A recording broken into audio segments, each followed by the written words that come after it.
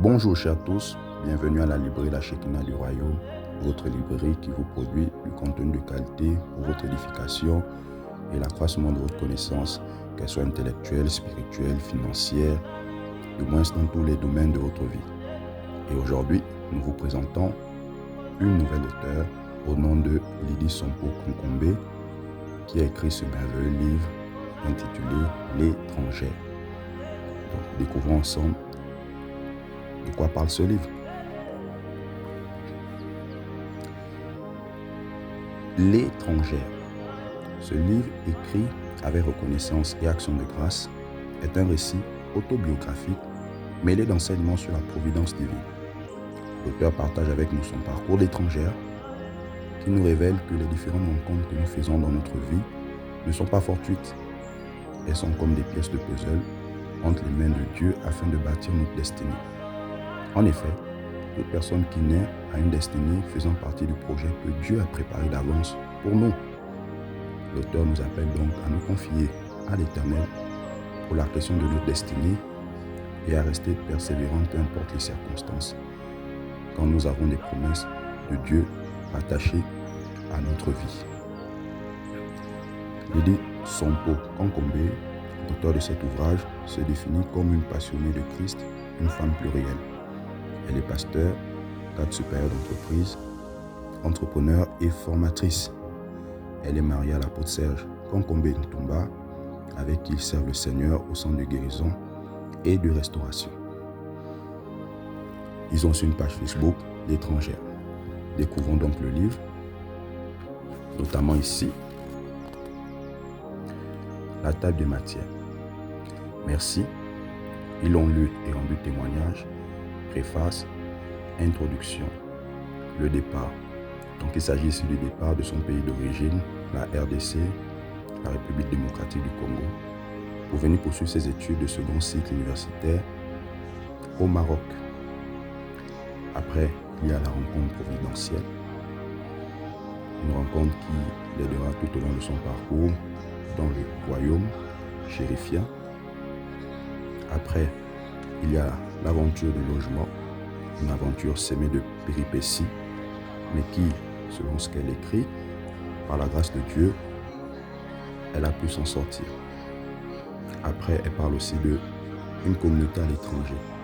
Et dans cette partie, elle insiste beaucoup sur l'importance de la communauté, qu'elle soit celle de notre pays d'origine ou la communauté spirituelle chrétienne, car cette communauté, une seconde famille sur laquelle la personne qui a quitté le pays peut s'appuyer pour ne pas se sentir seule lorsqu'elle vient d'arriver dans le nouveau territoire.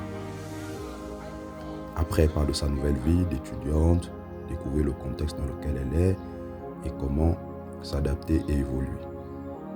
Après, elle continue avec quand Dieu nous précède. Oui, Dieu nous précède, il a plané les sentiers et dispose des choses favorablement pour nous.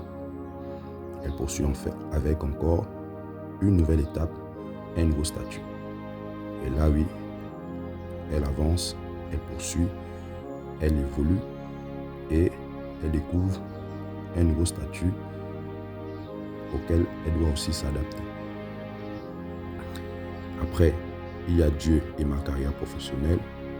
Effectivement, elle va évoluer, finir ses études et commencer à entamer une carrière professionnelle dans le pays où Dieu l'a placée. Et il y aura beaucoup de défis, de challenges. Et elle insiste sur le fait que Dieu a été et est toujours avec elle dans sa carrière professionnelle. Elle parle aussi de l'alliance qu'elle a fait avec Dieu. Donc j'ai fait une alliance où j'ai fait alliance avec Dieu. Et enfin, l'étrangère n'est pas célibataire. Et puis une conclusion. Poursuivons avec cette partie, ma nouvelle vie. Les jours passèrent et je m'habituais au fait que je n'allais plus revoir de sitôt mon père, ma mère, mes frères et sœurs, puisque vivant à des milliers de kilomètres.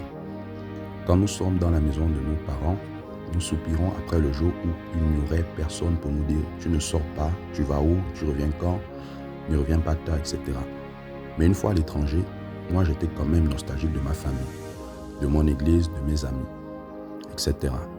Surtout le fait que tu deviennes responsable de toi-même et que tu dois te gérer financièrement. Cela te grandit. Tu dois trouver un logement, payer un loyer, gérer ton argent pour tout le mois. L'alimentation, la coiffure, le soin corporel, etc. Les choses pour lesquelles on réfléchissait pour moi. Du jour au lendemain, je devais penser à tout cela seul.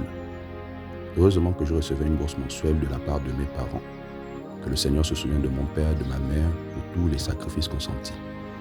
Chaque mois, j'en avais assez. Et comme je ne suis pas très dépensière, j'en avais même pour plusieurs. Et je le faisais avec joie. Je me suis retrouvé dans plusieurs cas avec des étudiants dont les parents tuteurs ne mesuraient pas les réalités financières de la vie à l'étranger et livraient leurs enfants à leur propre sort. Dieu et ma carrière professionnelle. En lisant le titre de cette partie, on croirait que Dieu et ma carrière marchaient en parallèle. Pas du tout. Ma carrière reposait sur Dieu. D'abord, ma carrière n'était pas une question de compétence seulement. Il y avait la touche de Dieu. Dieu m'imposait petit à petit dans mon environnement. Et Dieu me rendait capable de réaliser les tâches et les travaux qui m'étaient demandés. Dans Exode 31, verset 3 et partiellement verset 4, on peut lire ceci. Je l'ai rempli de mon esprit pour le rendre très habile et intelligent. Il connaît toutes choses, les techniques, il sait faire de belles choses. J'occupais un poste qui n'avait jamais existé. Et je n'avais pas de collègues à qui me référer. J'avais une mission, des responsabilités, des tâches, je devais les exécuter. Et Dieu me rendait capable.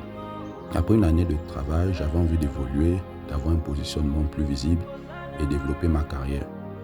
Mais je me rendis compte qu'avec le mode de fonctionnement qu'il y avait, cela allait être très difficile. Toutefois, pas impossible. Le Seigneur m'apprenait à marcher avec lui et à compter sur lui. J'en fis donc mon sujet de prière. Je rêvais d'un changement. Je croyais en ce changement-là. Je déclarais et prophétisais. J'ai fait alliance avec Dieu. Sur cette terre étrangère, j'ai fait alliance avec Dieu. Ne recherchez d'abord que le royaume de Dieu. Ainsi, tout ce que je peux désirer me sera donné par-dessus tout. Et pour tout ce que je reçois de Dieu, je me considère comme intendante. Ces deux principes sont fondamentaux pour moi, parce que tout est de Dieu. Et tout vient de lui. Un intendant est celui qui gère les biens d'un autre. Même mon travail, j'ai toujours considéré que j'en suis juste une intendante. En tant qu'intendante, je dois considérer que Dieu est le propriétaire de tout ce que je possède, ma vie, mon être, mes avoirs, mon devenir. Je ne suis qu'un gestionnaire. Dieu est propriétaire. Il est le distributeur des talents, comme il est écrit dans Matthieu 25, 14 à 30. Et aussi, c'est à lui que revienne tout, comme il est écrit dans le psaume 24, verset 1. 2. J'ai la responsabilité de bien gérer ce que le Seigneur met entre mes mains. 3. Je dois travailler et multiplier ce que je reçois, etc., etc. Donc, plein de choses que vous découvrirez dans ce merveilleux livre de l'étrangère qui ne manqueront pas de vous bénir, de vous booster, de faire confiance à la providence de Dieu et de réaliser que même si Dieu nous prend de notre pays d'origine pour nous amener dans un autre endroit, il a prévu des chemins tout tracés. Nous vous recommandons vraiment ce livre. C'est un livre bénissant, encourageant, édifiant. Et pour vous qui avez fait l'expérience de quitter votre pays d'origine pour un autre, n'hésitez pas à vous le procurer. Il vous bénira et vous pourrez aussi le partager à d'autres qui devront quitter un jour leur pays pour aller ailleurs, afin qu'ils se préparent, qu'ils réalisent qu'ils ne sont pas seuls et que Dieu est au contrôle. Donc, ce livre d'étrangère, comme nous l'avons dit, est disponible à la librairie La Shekinah du Royaume. N'hésitez pas à nous contacter pour vous le procurer. Vous ne manquerez pas d'être bénis, édifiés. Et nous vous disons au revoir, à bientôt. Portez-vous bien.